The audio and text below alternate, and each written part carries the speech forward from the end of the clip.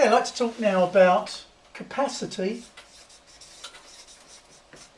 which is normally about measuring liquids, and I'd like to talk about the intervals that you see on measuring jugs, because they don't always stand for the same amount of liquid.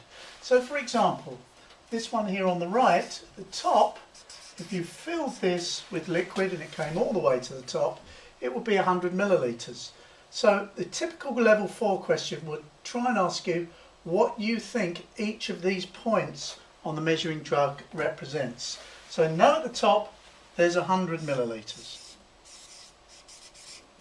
And I know there are 1, 2, 3, 4, 5 intervals.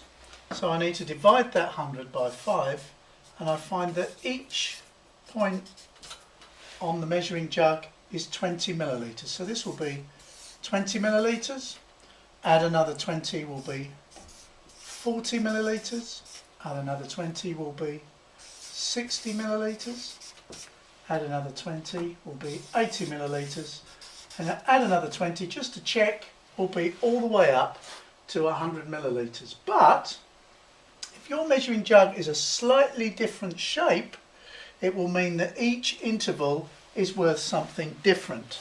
So for example, on this measuring jug here, it's thinner, so each interval will be slightly bigger. So the jug that you've just seen will be, the intervals will have a different value than on a fatter jug, because it holds more in the width direction. So if we look at the second set of intervals here, if it was a fatter jug, it might be 200 millilitres at the top, which means each interval is worth something different.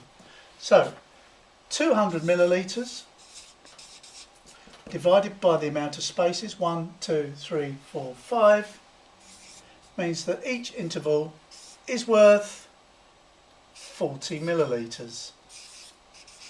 Okay, so we're just going to double check that. 40 millilitres for number 1, 80 millilitres for number 2, 120 for number 3, and 160 millilitres, and then add another 40, gives me 200.